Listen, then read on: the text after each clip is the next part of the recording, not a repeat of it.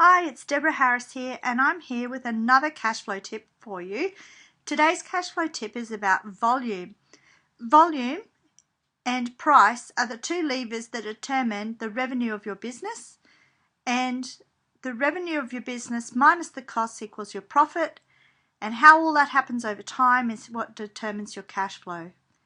So today is a volume lever tip, and my tip is to use lookalike campaigns in social media. If you already know who your existing customers are, you can actually run a lookalike campaign on places like Facebook and look for similar customer demographics to those that already purchase your products. So there's my tip for today.